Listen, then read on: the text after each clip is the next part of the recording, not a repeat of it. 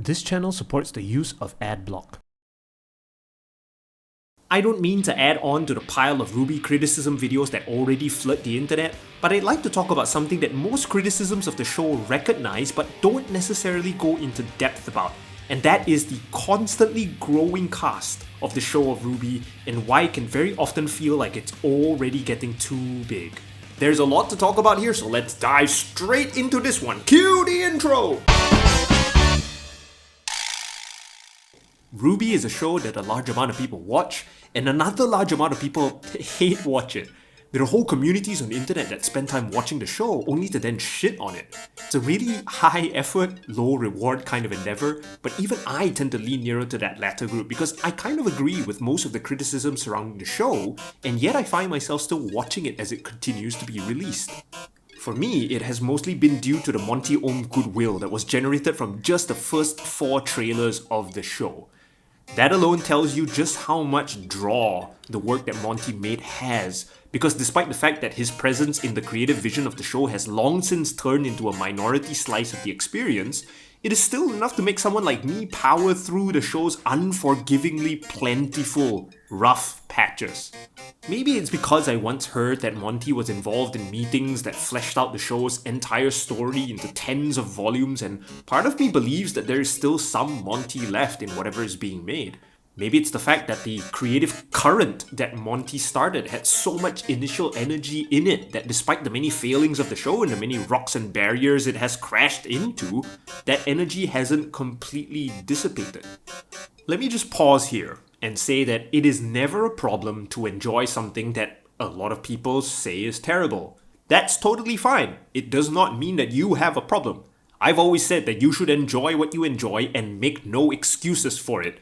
Nobody should ever dictate the fun of someone else. That being said, it's also never a problem to admit that something is indeed terrible and then continue to enjoy it.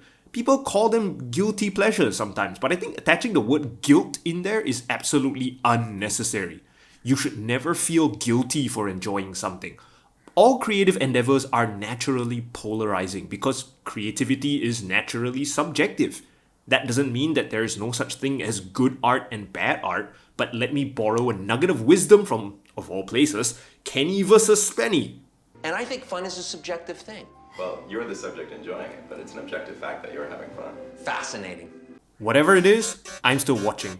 And being engaged with RWBY means that you're constantly aware of just how poorly the show is made if you really spend the time to examine it. There are entire careers built around the constant criticism of RWBY, pointing out its many failings in terms of its inconsistent visual style, and its poor character writing, and its poor plot construction, and a whole host of other problems. As someone who spent enough time watching the show and parsing through the criticisms of it, it would appear that there are a real many people out there who do a better job of making RWBY than the creators of RWBY.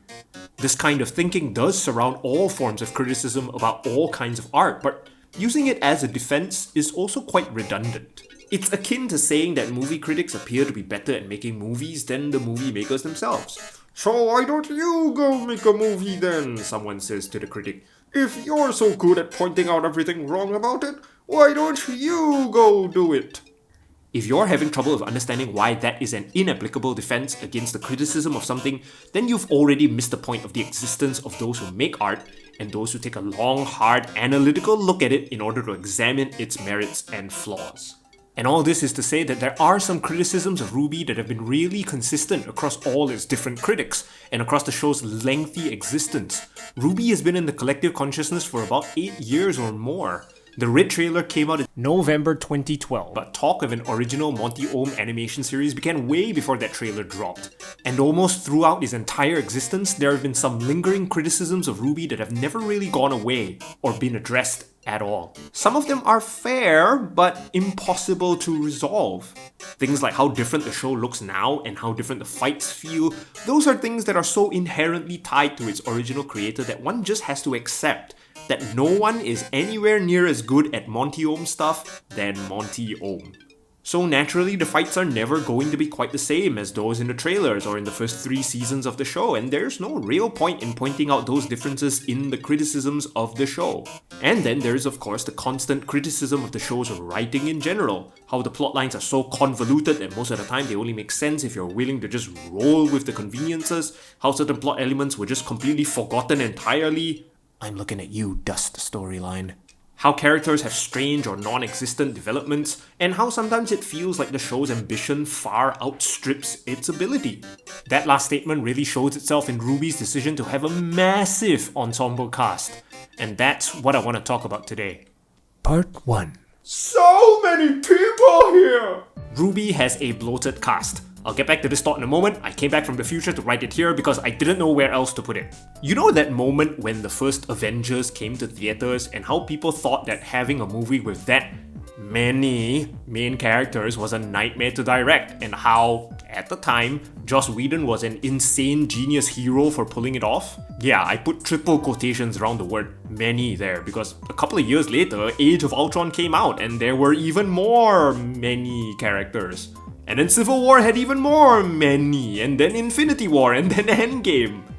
Even those unfamiliar with how movies are made could understand the magnitude of managing such a large host of characters, almost all of which have been featured in individual movies in one way or another, and have an emotional connection with the audience. And not only managing them in terms of the actors behind the scenes, but also managing the characters on screen so that they are represented in ways that remain respectful and interesting with regards to the character that people are already familiar with.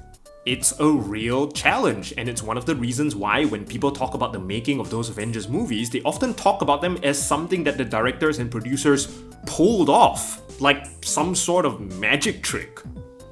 People kind of instinctively know this. Having that many main characters on screen at the same time is almost always going to be a nightmare to manage. The Marvel Cinematic Universe's success was helped mostly by the fact that there were all those other supporting films that allowed for that moment to succeed, i.e., enough time for those characters to be developed and written about outside of the Avengers movies themselves, and also by the fact that the comics have been doing this for ages already. It's not uncommon for comics and manga to introduce humongous ensemble casts to their readers. After all, if you have a story that spans 24 years like One Piece does, you kind of have the space to introduce its almost 1,000 characters at this point. And that isn't even the record yet, by the way. The Japanese children's series Anpanman ran for about 40 years and introduced a world record of 1,768 characters to its audience over that time. I'm using wiki estimates here, so bear with me. Bleach has give or take 500 characters in its 698 chapters or so. Naruto has over 1,000 characters after 700 chapters. Game of Thrones has maybe more than 2,000 named characters in 5 of its books and other supplementary material. Okay, to be fair, you could probably cut these lists down by a lot because there are many characters listed that aren't necessarily important, and these stories aren't pretending that they are. All comics and shows have background characters that are sometimes named, but they aren't necessarily important to the story at all, not even a little, and somehow they still get a wiki page, which messes with my ability to get a quick summary of how many characters there are in each of these properties. Doesn't matter. RWBY, by comparison, has about 150 characters plus at this point in its 106 episode run. So, what's the problem here? Why does RWBY's cast feel like it's too big for its britches when it's nowhere near the scale of some of these massive casts of characters in some of these other anime? To be fair, I felt at times that some of the massive character dumps that we got in One Piece have been hard to follow too, but there are distinct differences that set apart the way in which Oda introduces us to more and more characters, and the way RWBY does. But oh boy, is this problem a real huge tangled mess, and it's hard to know where and how to begin, but we'll have to start with the obvious. Part 2. The obvious problem. RWBY kind of does a lot of things that a lot of other shows do, but sometimes without knowing how or why. Okay, that's a little unkind, so perhaps they do know a little bit of how and why, but never completely. It uses narrative tools that it thinks makes its story compelling without actually knowing how those narrative tools work. And a lot of people point out just how bad the many aspects of writing in RWBY are, like its convoluted and messy plot with plot threads that lead to nowhere, or its many characters that simply don't have any development or impact in the overall narrative. The one thing that most people talk about is character arcs. and how the best characters in any show go through them, and RWBY's lack of understanding how to apply these things to their characters. Well, that's mostly true, but I think it only scratches the surface of a much larger systemic issue here. You see, there have been little dots and sprinkles of good character writing littered throughout the show, and some of the characters have had interesting arcs and development. But the show still feels like many of these characters are either unimportant, uninteresting, or generally unnecessary. Sometimes characters are given backstories in an attempt to give them stronger motivations or generate some emotional connection with the audience. Sometimes characters are given actual arcs to follow. Sometimes characters are killed off, and these are things that a ton of other shows do as well. And yet, somehow, RWBY's take on it leaves us feeling like almost all of it is worthless and meaningless, and is the main reason why RWBY's relatively small cast in comparison feels incredibly bloated. And the root of this entire problem is really its main characters and the idea of perspective. RWBY doesn't actually know who its main characters are. It tells you on the cover that they are supposed to be Ruby, Weiss, Blake, and Yang, and yet throughout the show it never truly feels like they are. Compare this to the Straw Hat crew in One Piece amidst its almost 1,000-strong character roster. You're never really in doubt whose perspective you're experiencing the narrative from. RWBY, on the other hand, tends to force you to experience the story from so many angles with equal importance, and sometimes even forgets to tell you the story from the perspective of its supposed main characters, that the show loses any sense of perspective in its narrative completely. You see, it's not a problem to introduce deep and thoughtful backstories to all of your characters, and it's not a problem to show that even your side characters have more than one dimension, but the audience is experiencing the show from every perspective at once with equal importance. And it makes sense to look at your world that way if you're the creator of that world, but not so much to an audience that's listening to your story. Imagine if in The Lord of the Rings you shifted perspective away from the members of the Fellowship of the Ring to experience the narrative from Elrond's point of view, and then from Arwen's, and then Saruman, and then Sauron, and then that weird albino orc guy, and then those pirate people that ultimately got killed, and then some randos in the Bree pub. You see what I'm getting at here. Yes, all those characters are important, and a lot of them have a really rich history that demonstrates why they are the way that they are, but the narrative is still being told from the perspective of the members of the Fellowship, primarily. We don't spend time experiencing the tale of Boromir and Faramir from their perspectives. We're just told what matters as it pertains to Frodo and Sam's experience of the two brothers. Whatever Saruman does is only important if it has something to do with the main characters. The conversations he has with Wormtongue are important because they relate to Theoden, who is involved with the main narrative via Aragorn and company. You don't cut away to a scene with Saruman planning how to plant Wormtongue in Theoden's court, or an extended explanation of why Wormtongue has the hots for Éowyn. Those things aren't important, and we don't spend a lot of time on them because they don't relate to the perspective of the main characters. RWBY, on the other hand, has a habit of putting the focus on the stories of each of its individual characters without ever really relating them back to any of the main characters' perspectives. And I think I know why this happened. Part 2.5. Where did they all come from? RWBY is a show created by someone who loved making stuff simply because it was cool. Monty was the kind of creator that was truly unique in his ability to compile all of his creative knowledge and techniques into an unmistakably cool product. This isn't to say that Monty was only all visual flair or style, because there are a ton of layers to the complexity of what Monty achieved with his style. Elements like visual storytelling, pace, visual characterization, but all of it always culminated into something cool. And so, when Monty was given the platform and resources to make basically anything he wanted from scratch, one of the things he did was to create a playground of cool possibilities. Monty didn't just create 4 characters, he created a universe with the unlimited potential for cool shit to exist. He created a sci-fi fantasy world where almost anything could look cool because you could make it cool and it wouldn't feel out of place.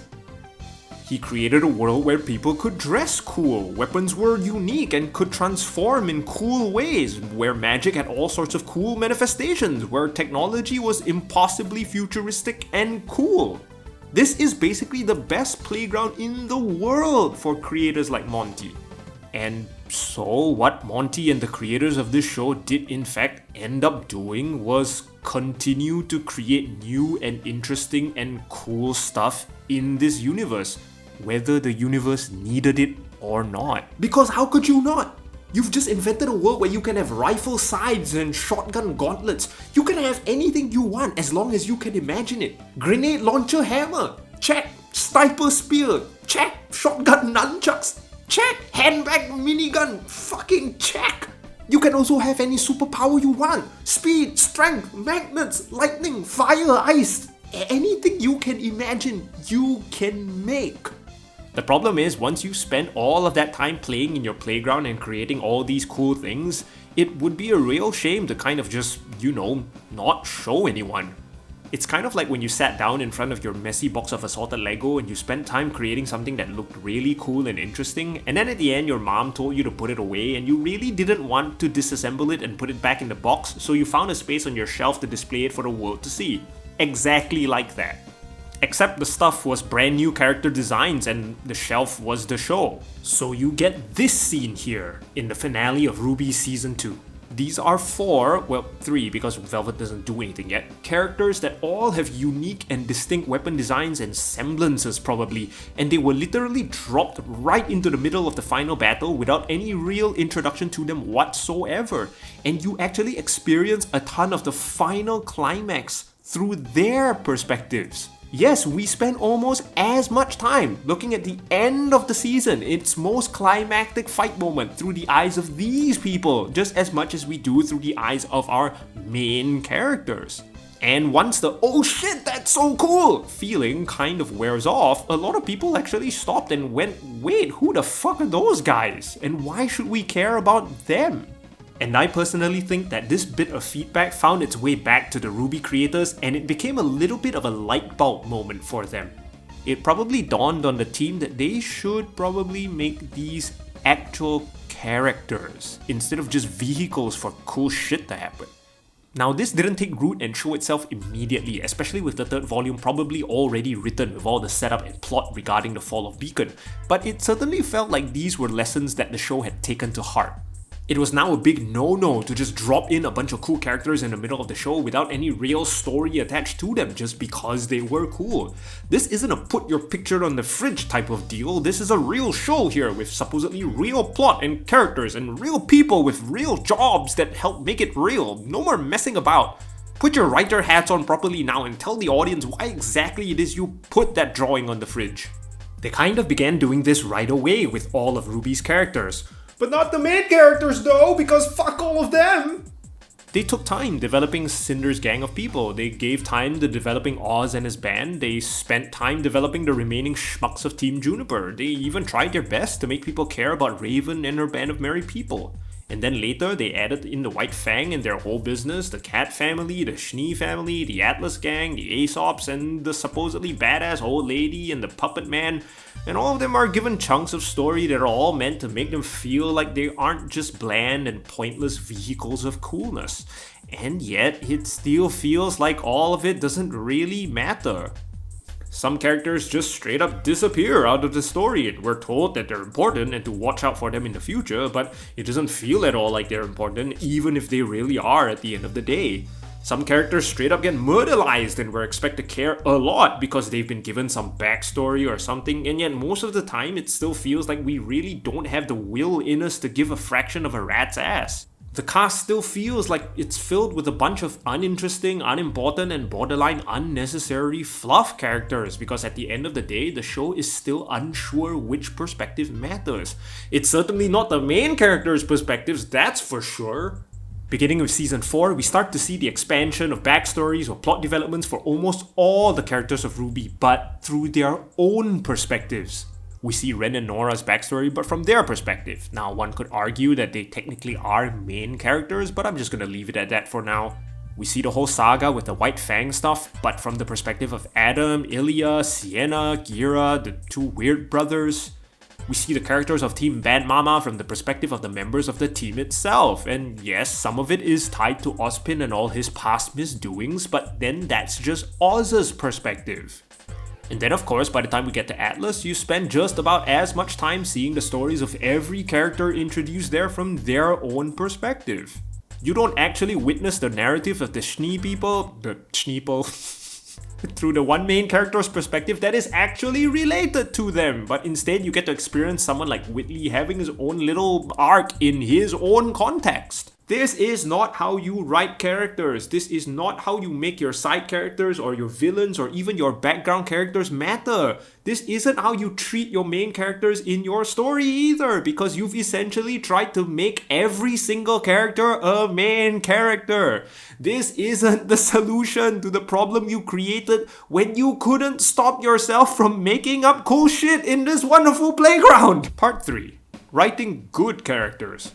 There's a particularly wonderful moment in Full Metal Alchemist that really highlights how exactly to write a side character that is present for an incredibly small amount of time, does not necessarily need the most complex of arcs or backstory, and yet has a massive impact on the story, and is even brought up again in its closing moments. And it's this moment right here. Big Brother Ed.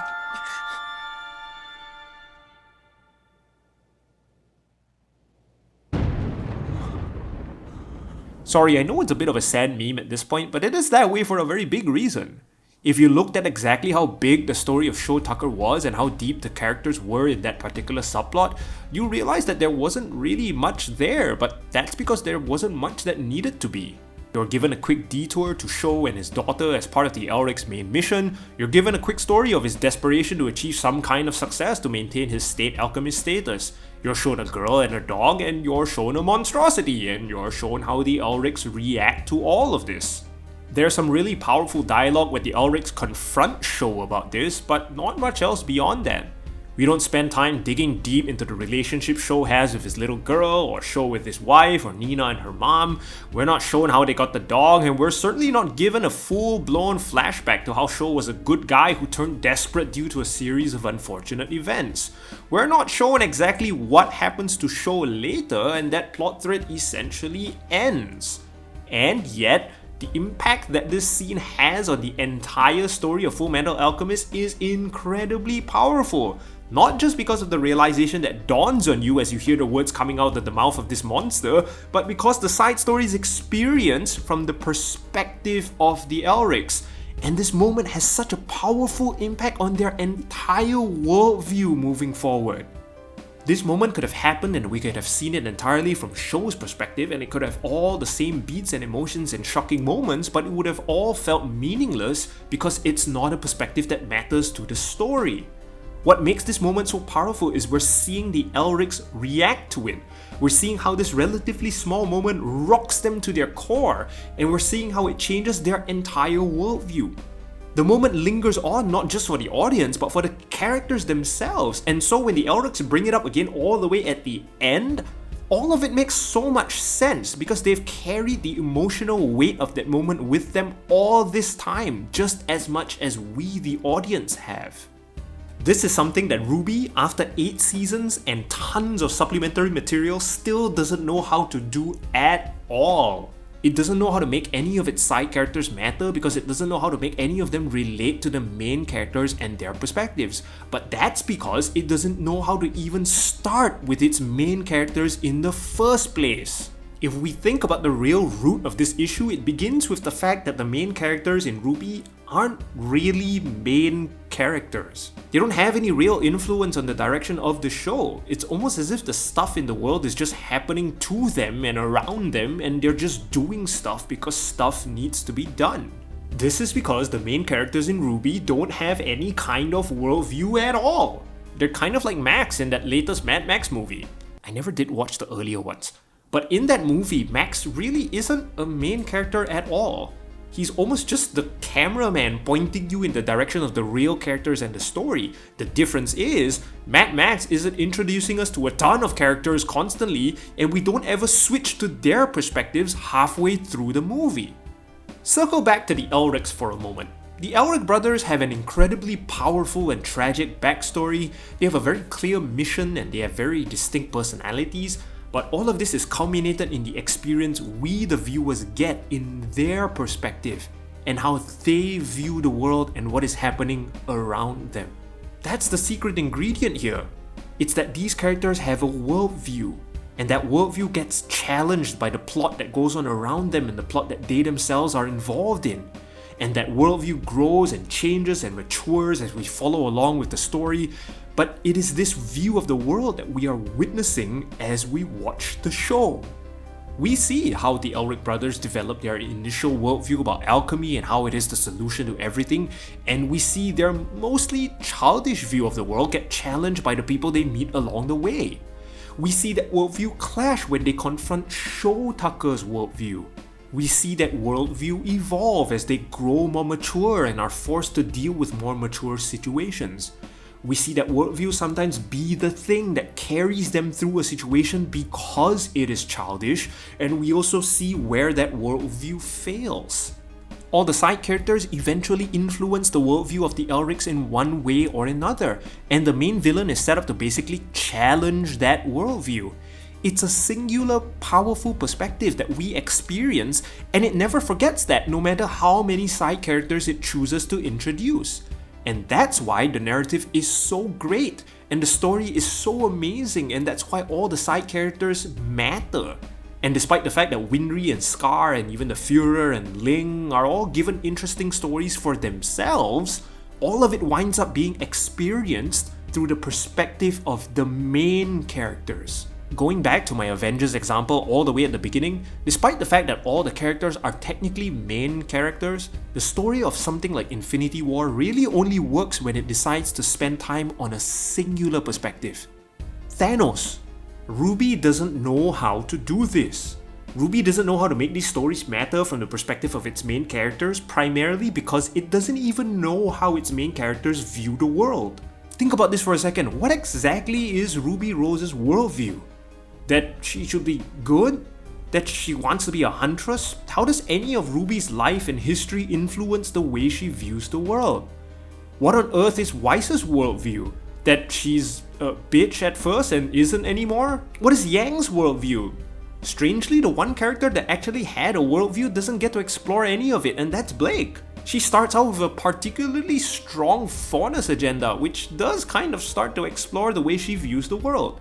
Maybe she's looking at the world through the lens of a disenfranchised people group, and she doesn't agree that fighting their way out of it is the solution. See, that's worldview right there, but we don't really get to explore any of the White Fang plot through that worldview at all.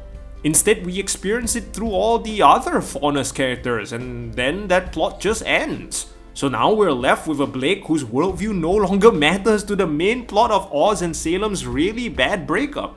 Many great writers have often said that one of the best ways to write a character-based story is to first decide who those characters are as people, then set out to answer the question of what those people would do in the situations you put them in.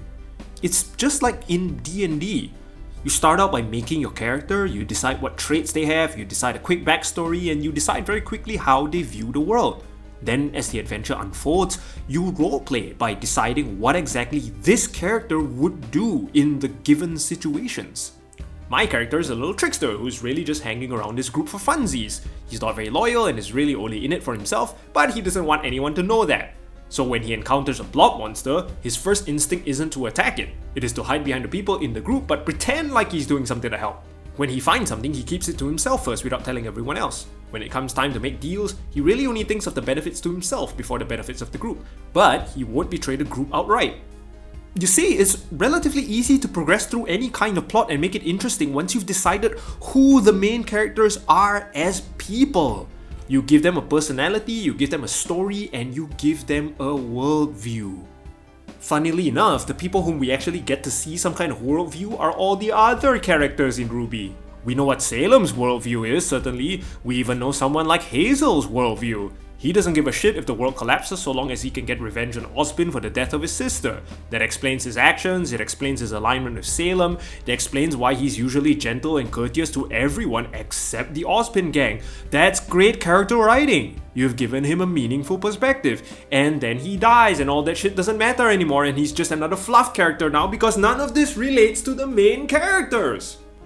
Once you've given your main character a worldview, you're really free to do almost anything with your side characters and have it be interesting and not make those side characters feel unimportant, as long as we're still looking at most things through the main character's perspectives. You can have other worldviews clash with the main characters. You can have the main character's worldview changed or influenced by what's happened around them, or you can even have the worldview of the main characters influence those around them.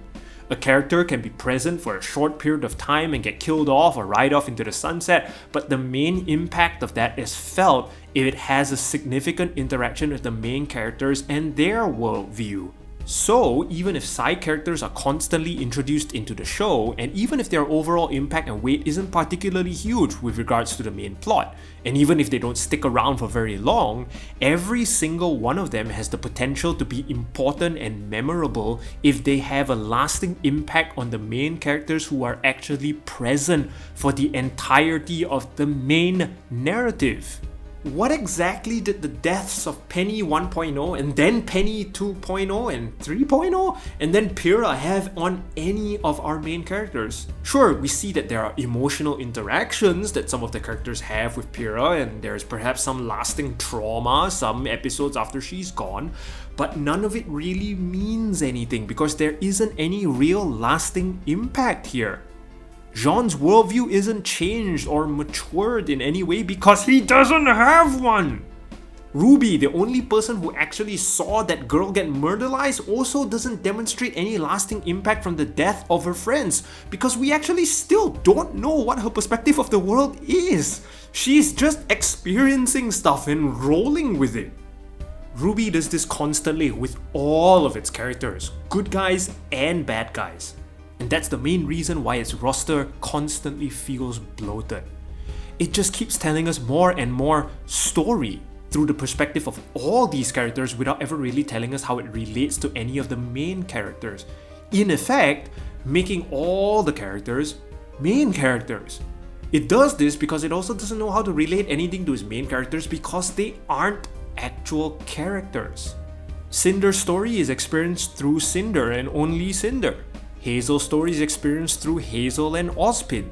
We see Clover's death through Crow. We see Watt's death through Cinder. We see Emerald's turn through Oscar. We see Vine's death through Harriet. We see Whitley's turn through nobody. He just becomes a good boy. Notice a trend yet? Heck, we see most of the major plot of Season 3 happen around Pyrrha. And then she's dead! Nobody else is involved! Then there's all the characters that are introduced that seem interesting but don't have any impact on anyone whatsoever. The school teachers, Tai Yang, Raven, Gira and Kali, Maria, Pietro, the Rebellion girl, seriously I forgot her name while writing this, the White Fang gang, all the other worthless teams. Even before you counted the number of characters, you've already got the sense that the roster is far too bloated for the story it's trying to tell. Honestly, if you didn't know the show was called RWBY, you'd struggle to tell just who exactly the main characters are and through which perspective you're experiencing the main narrative. And even when you get moments experienced from the main characters' perspectives, they don't really mean much because these characters haven't got any substance in them to actually be impacted by anything. And so all of it feels rather meaningless at the end. Part 4. The Way Out. So how do we fix this?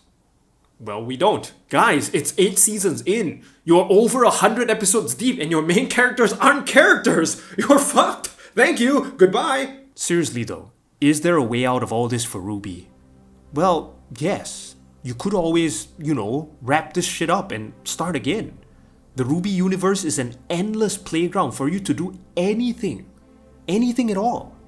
This particular section you've assembled called RWBY may have been a solid idea and it certainly got a lot of attention, but I think iterating it is going to help a hell of a lot.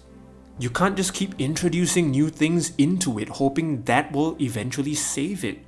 And you guys have gotten so much better at making this stuff as evidenced by some of the truly interesting things you've come up with in later seasons. But your current main ingredient kinda rotted a couple of seasons ago, and so now all you're doing is adding nice ingredients to an already gross soup.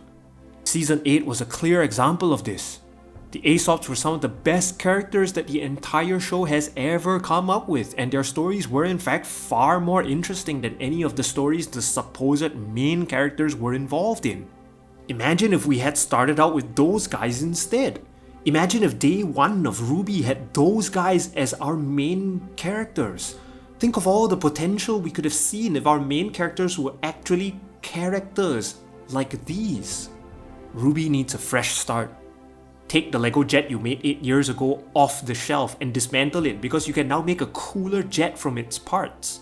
I seriously think that the creators of RWBY have actually gotten so much better at what they do, but the foundation of what they're building on right now is so broken and flawed that it's really starting to feel like a fool's errand to constantly put more nice things on it. This story of RWBY can now serve as the history of the story you're going to tell us next. And boy oh boy, will that one be so much better. As for the RWBY we know right now, well, it will probably carry on being made, limping its way to the finish line. It'll get there and most of us will be fine with it, but the general feeling of most of us who's criticized the show and somehow still stuck with it will be a feeling of lost potential.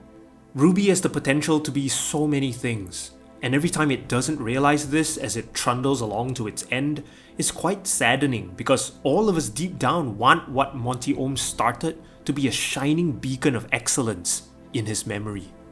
Someone brave enough might even be able to do some real invasive surgery and possibly resurrect the dead characters stuffed inside their main character shells. Now is kind of the perfect time for something like that. Shows like this, especially in anime, have been known to make surgical cuts like these during moments like the end of Season 8. The main characters are cut off from the rest of the world, and the show is really at its lowest point right now, so a kind of soft reset wouldn't be out of place. It would still feel weird, but it wouldn't be completely unwarranted. And if they did that, they might be able to ride out the rest of the show and actually make it something great. But it'll still feel like an incredible tonal shift, it will feel like a very sudden out of nowhere move, and it will feel incredibly inconsistent with what we've seen so far with regards to our main characters, and it will most certainly be polarizing. People who've been bashing the show for all the things it gets so terribly wrong will rejoice with the show they wish they had finally coming to be. And the people who love the show for what it is now will hate it for the sudden drastic changes to the very core of the show itself. Until one of those things happens, I'll just sit here and continue to apathetically watch this thing with everyone else. The better show, unfortunately, only playing in our minds and never on the screen. Thank you for watching.